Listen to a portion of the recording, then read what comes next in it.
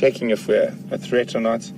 So when you are this close to elephants, no elephants less than 5 meters from us, it's very important to not try and move or make too big noises with the car. Those sounds can be taken as aggression by an elephant. And we've got an inquisitive little fellow who's probably around a year old, maybe a bit younger. He's coming a bit closer to us behind the safety of a bush. But I'm pretty sure this is actually the same little guy from yesterday who liked to jump up on his back legs, and his mother was the cow with the very, very straight, long tusks.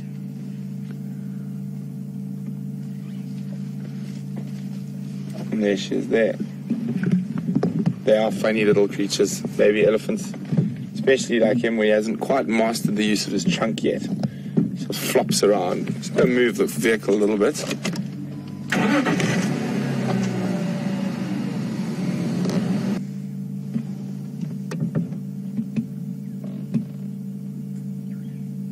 And she's heard something. That's quite often you see elephants, they stop moving completely, stop flapping their ears, they're listening.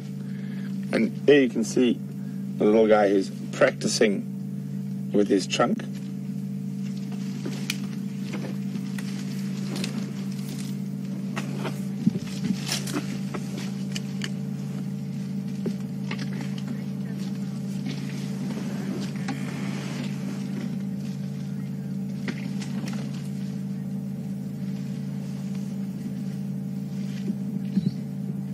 Good morning, Lisa.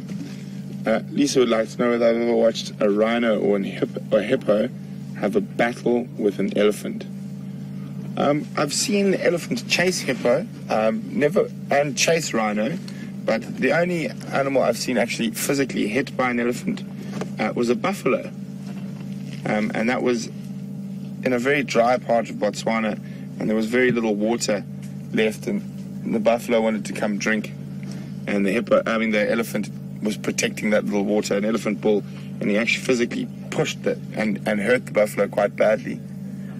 That's the only one I've actually seen physically hit, but I've seen them chase rhino, and I've seen them chase hippo, I've seen them chase zebra, impala, specifically the young bulls.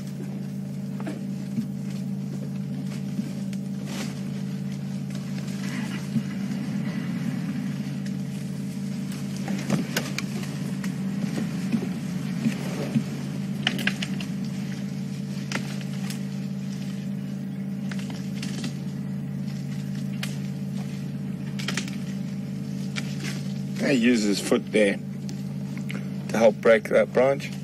Now, he's actually going to sort of watch how it turns in the mouth there.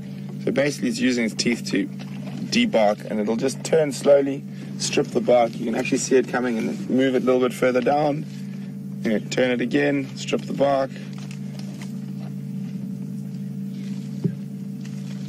So what they're doing is they're eating the bark specifically, because in the bark, or just under the bark, there's a thing called the cambium layer. And the cambium layer is what transports all the nutrients from the roots and the soil to the rest of the tree.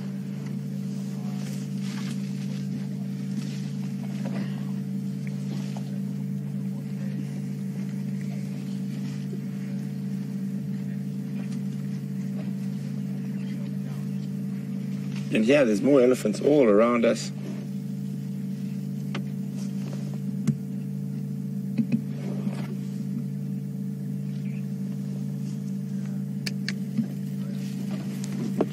Just move the vehicle again quickly, so again, tough he is.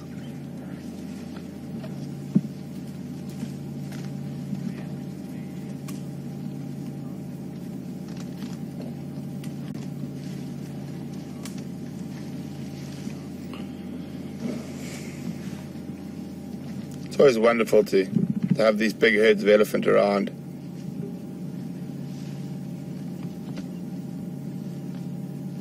Gentle giants.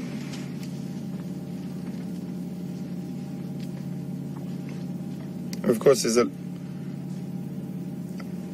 lot of, and also just depends on the individual herd on the day. And we can just see by the body language of these ones that they're very relaxed with us around the vehicle. But even then still, we always move the vehicle very slowly, keep our revs low, and try to keep your voice as constant as possible. No shouting, screaming, dancing. We'll leave that to the little elephants. And you can see immediately when you drive up to a herd whether they're going to be relaxed or not from a long distance.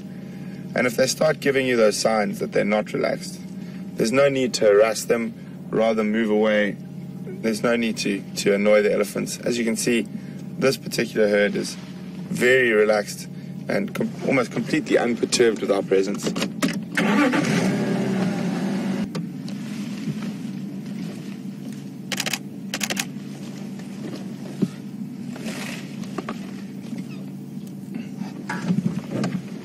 Good morning, Catherine from Dallas. Catherine would like to know, is there any difference between African and Asian elephants? Yes, Catherine, quite a large difference. Their skin color is quite different. Their skin is quite different. You'll notice the Asian elephants will get those pink spots on their forehead. Their tusks are shaped differently. Their head shapes differently, and their trunk is even shaped differently.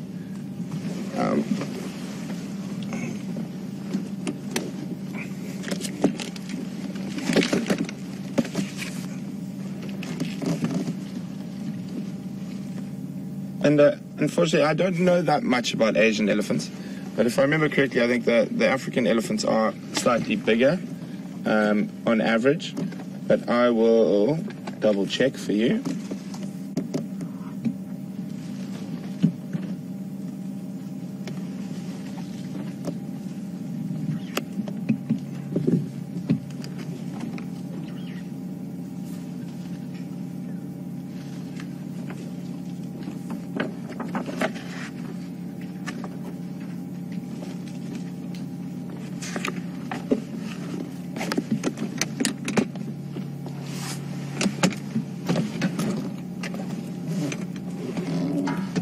But between the two variations of African elephant, there is quite a lot of difference as well. Between the forest elephants and the savanna elephants.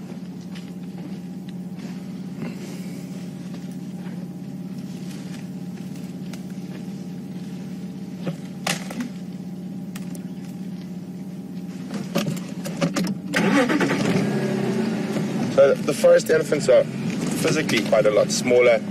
A really big forest elephant bull will be the same size as an average savanna elephant cow.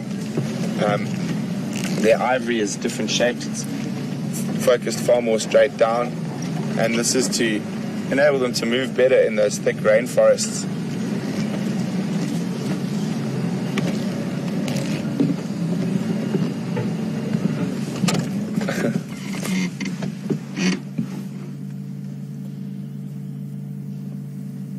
They are very, very cute. So you can see there's still a little bit of body fuzz on, so he's actually probably quite well below a year. He's making his way back towards mom.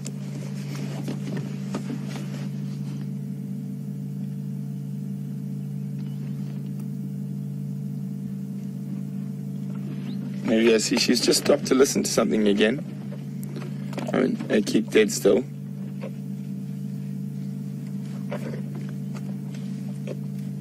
Incredible ears. No, she heard me.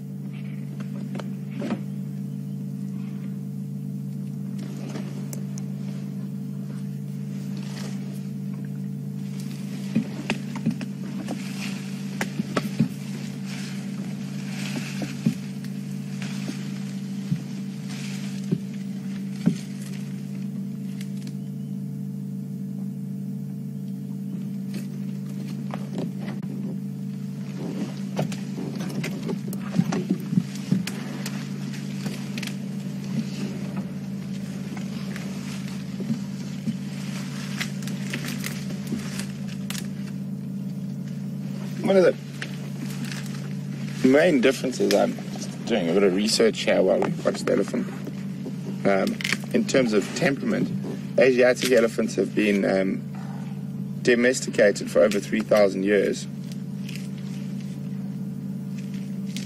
There's been attempts to sort of domesticate the African elephants, and there is in recent history, in the Democratic Republic of Congo, forest elephants they tried to use forest elephants for logging operations. An African elephant is supposed to be far more temperamental of the two, between the Asiatic and the African. So it's very difficult to use them domestically like they do with the Asian elephants.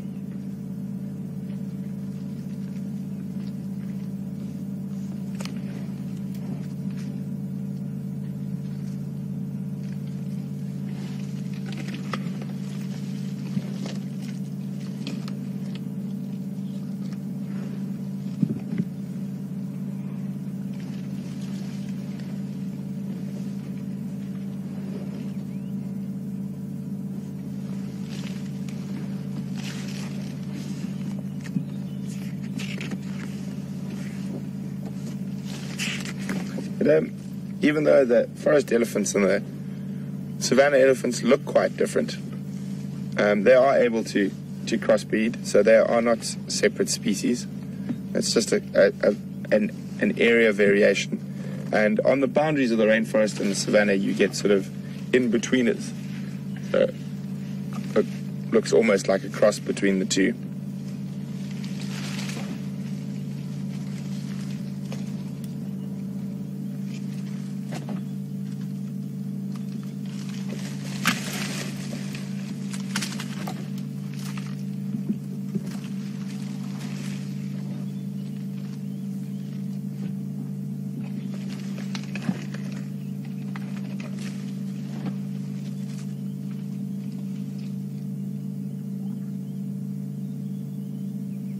Oh, here we go. There's another interesting difference in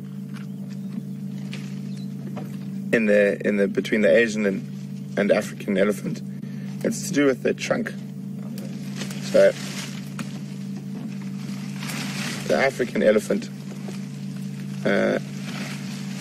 has two sort of little prehensile tips, both on the upper and lower side of the trunk, whereas the Asiatic elephant only has one.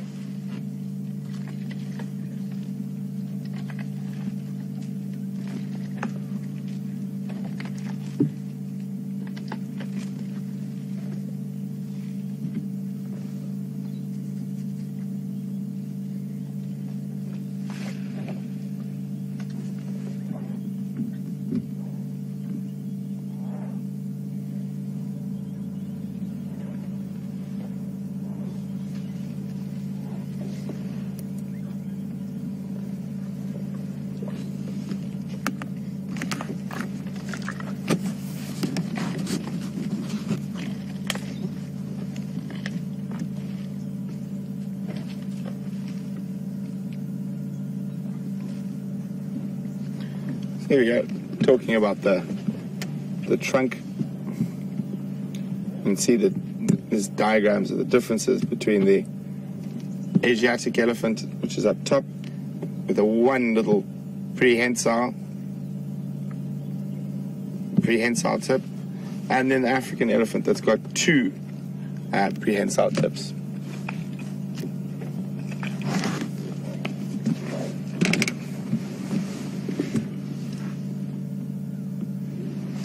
Stop listening again for a second.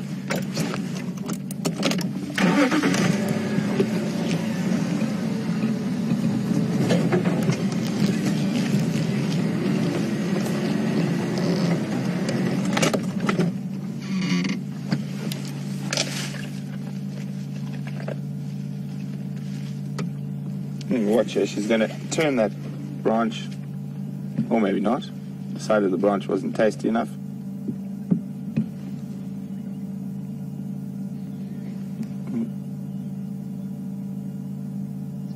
Listening again. could be listening to other elephants, or could be far away, or could be hearing something else that obviously, with their hearing being far superior to ours, we're not picking up on. And there's the little guy still practicing how to use his trunk, developing all those muscles.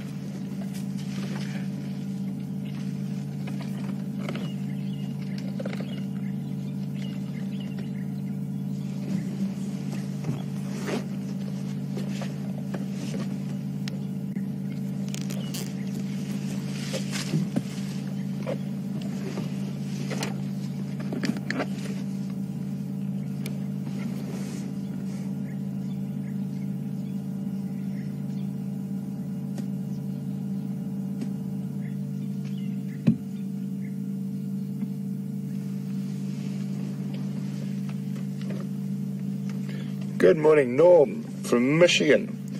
Norm would like to know, even though we can't hear it, is there any way we can tell that elephants are communicating in a low frequency? Norm, not that I've ever noticed. You can hear them when they do communicate, that sort of low rumble, that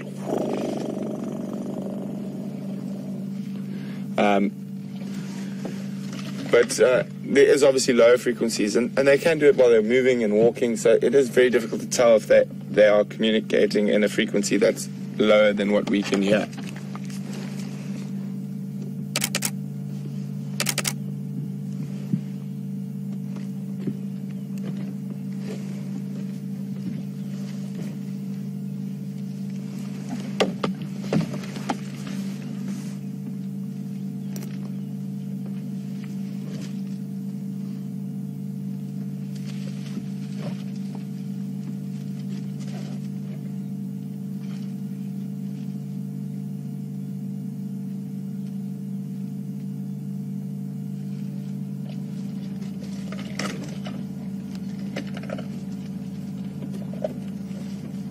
Now you can see why elephant needs so many sets of teeth. Imagine chewing on hard pieces of wood like they do. The teeth will wear down. They have 6 sets of teeth in their life.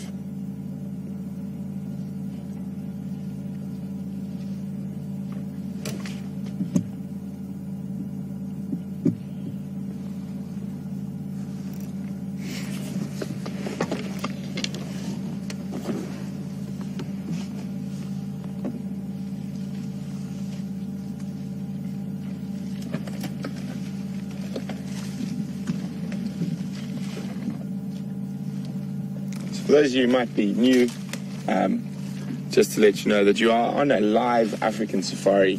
You are seeing exactly what we see. And we are interactive. We can take your questions.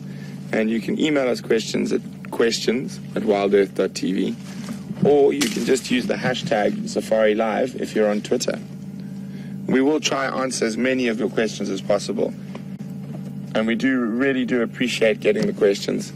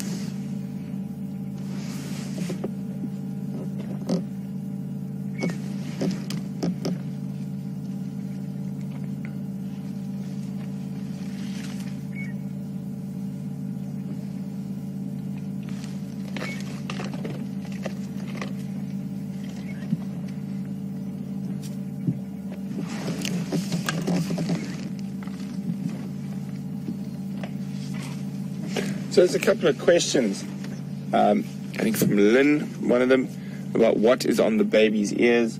I'm just trying to have a look what's on that baby elephant's ears. I can see a bit of mud from a mud bath on the ear closest to us. But we will have a proper look. Also, you must remember, baby elephants do have quite a bit of sort of hair that will fall out as they get older. but I think what you guys are seeing there is definitely mud. So there's just some mud on the ears. Oh, it looks like little one's getting a bit thirsty.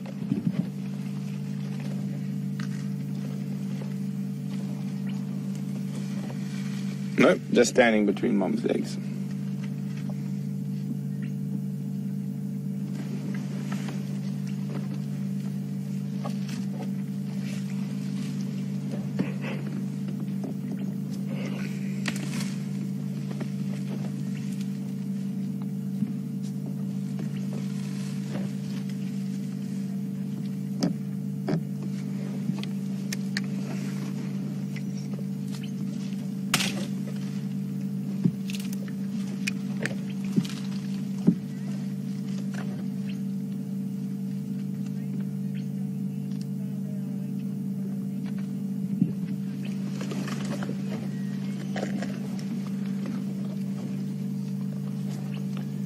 Good morning, Anne in Seattle.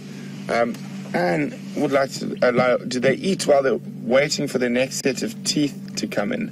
I'm trying to pen here so I can actually try to draw. And have a quick look in my box. I do have a pen. How that works. So Anne,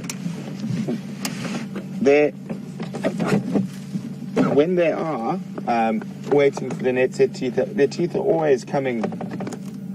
Oh, I don't have a pen, unfortunately. So their teeth are constantly coming through, so they can have to sort of half one set of teeth and the other, as the other half are sort of wearing down. And they come through from the bottom and around the front. It's quite difficult to describe. Unfortunately, I don't have a pen with me, or pencil. So if you go have a look online, I'm quite sure you'll find a really good description or a picture is the best way to show how elephant teeth come from the bottom up.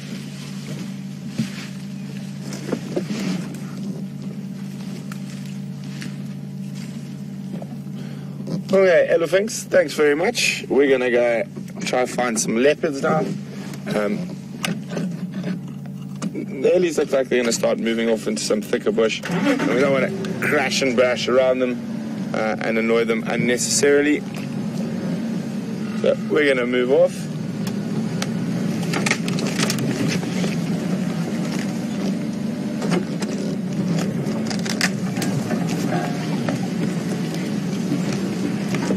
That was a nice little elephant interlude.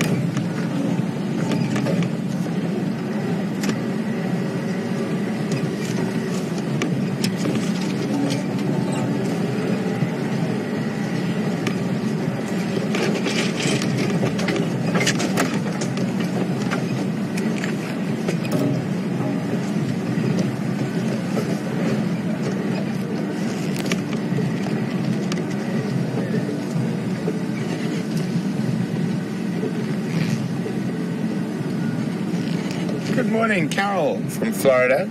Carol would like to know why she was alone and could that be dangerous for the baby. Carol, she was actually just on the periphery of quite a big herd. The rest of the herd were in the thick bush.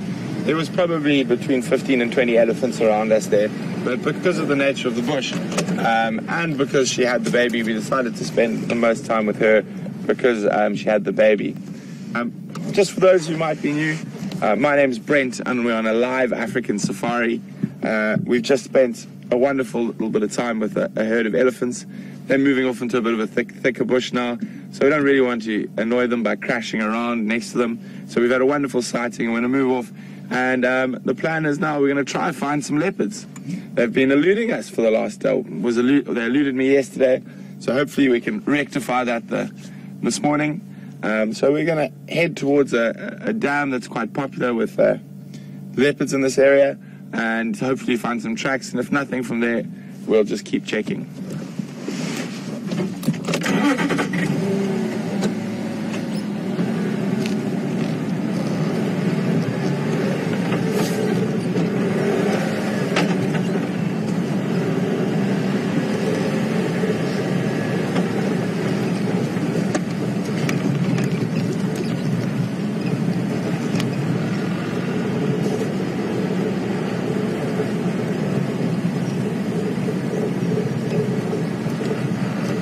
So at the moment we're on Djuma Private Game Reserve.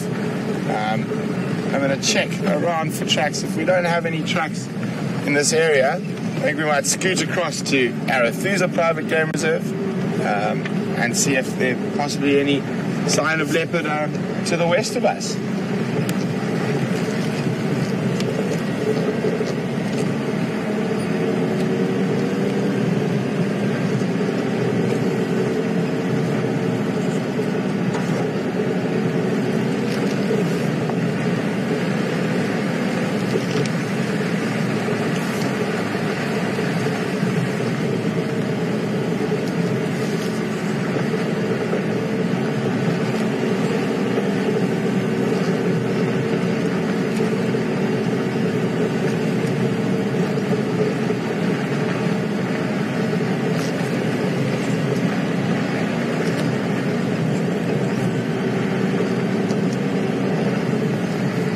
So it's still quite cool, though the cloud seems to have lifted a little bit.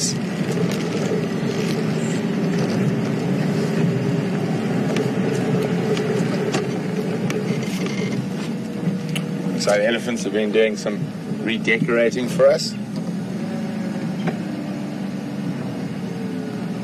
Just gonna move it with the bonnet quickly.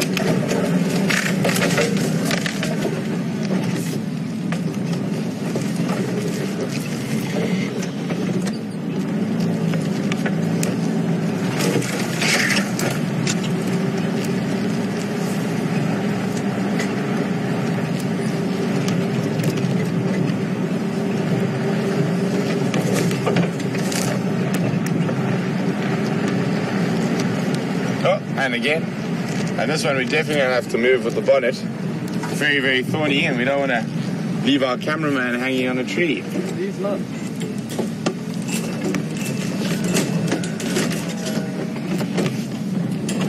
Oopsie.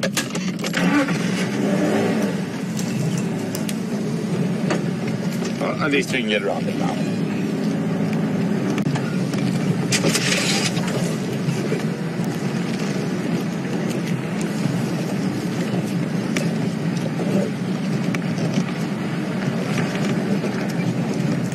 We've had quite a lot of success in this area for leopard, so always come have a check around here when we haven't seen leopard for a while.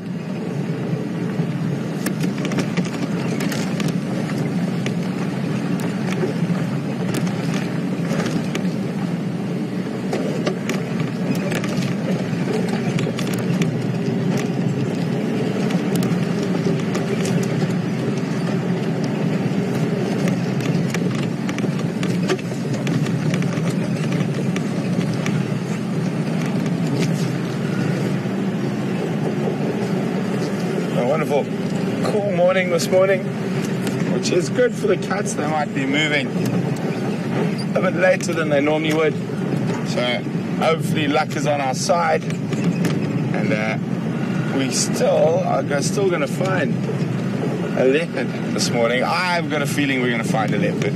I'm positive. It's time to wave the sort of magic leopard wand.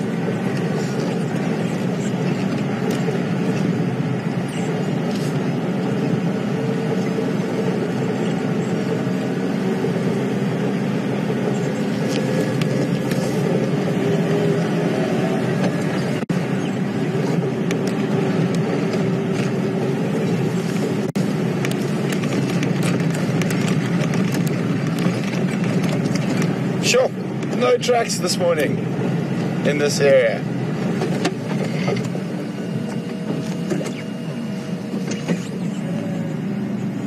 So I thought I spotted something there for a second.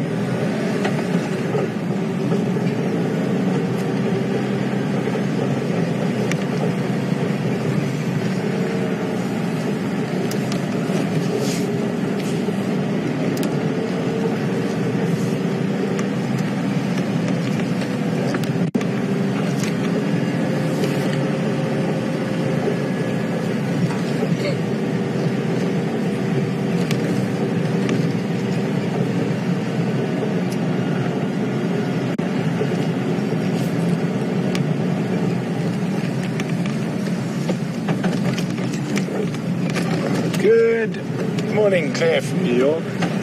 Claire, welcome on Drive.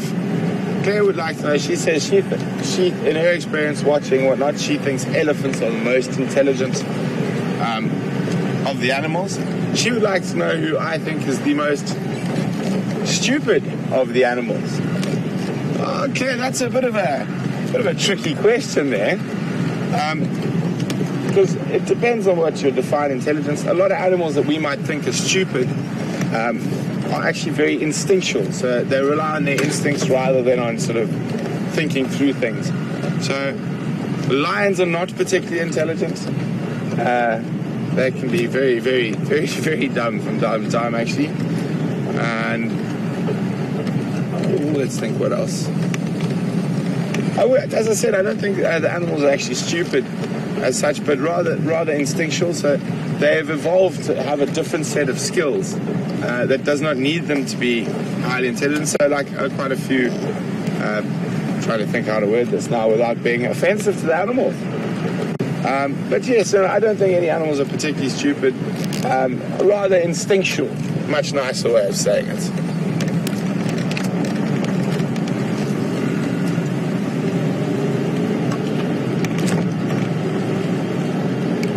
Station's only crossing to the west.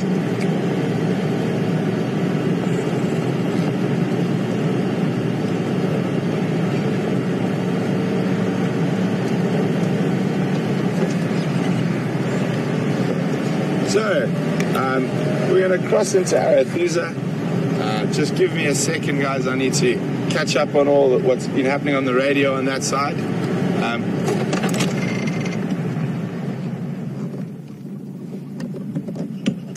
But there's a squirrel who's alarm calling quite aggressively. So before we go across, it's definitely worth going to have a look at that. Very important to listen to all the characters out here in the bush. Quite a lot of them will let you know when there's something afoot.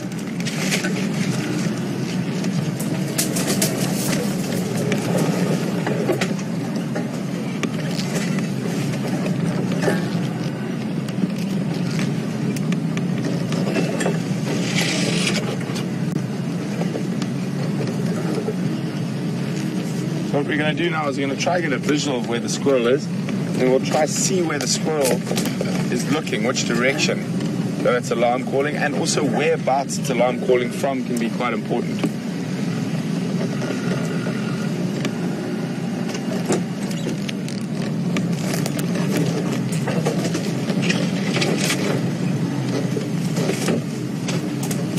I would have said the squirrel was around this marula tree.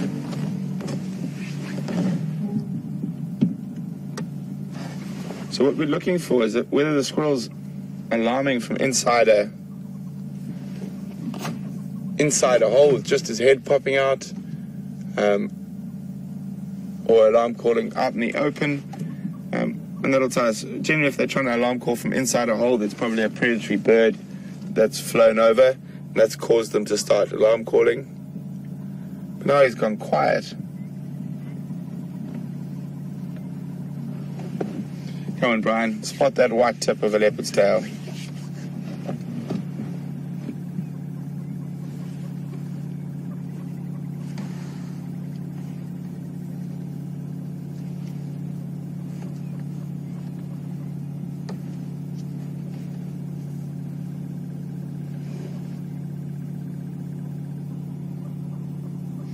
Here's some hornbills. Squirrel's gone quiet.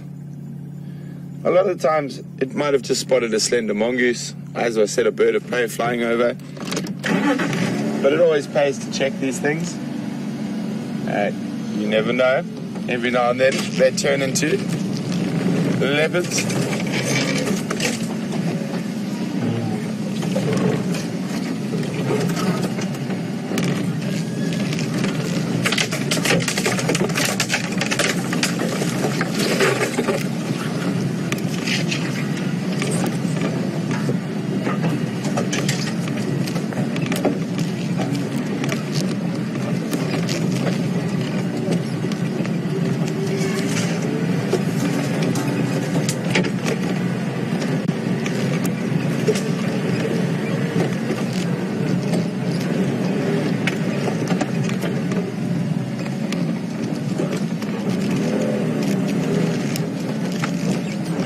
Oh, false alarm that time.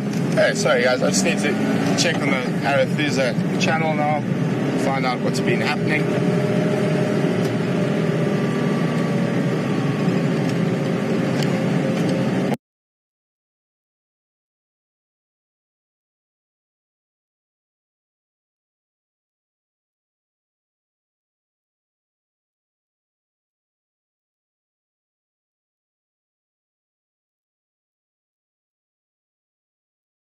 Morning mobile stations, Brent from Wild Earth. Please may I have an update for Safari and Down. Standing by.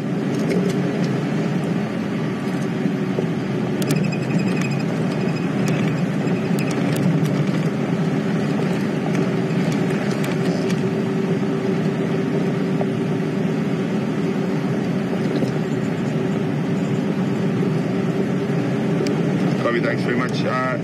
How many stations with Shadow and Montoya?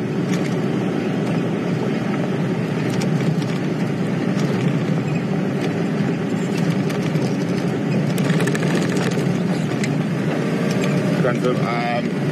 Be the third.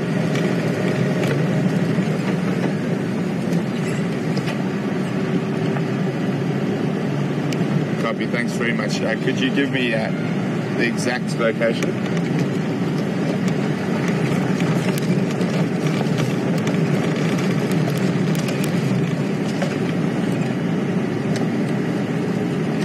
Copy, thanks very much. I know.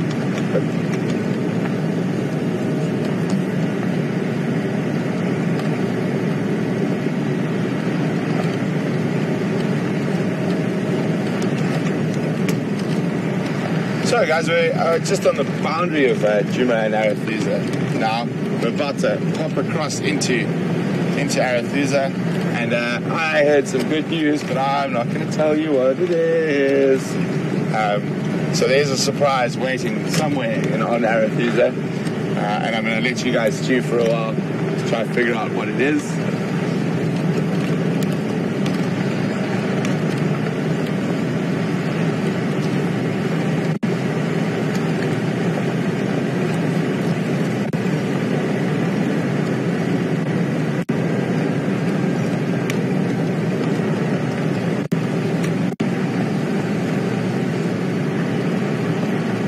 Good morning, Michael from Arizona. Welcome on Drive with us. Michael would like to know, are any of the big cats in the reserve a danger to elephants? Michael, it is possible.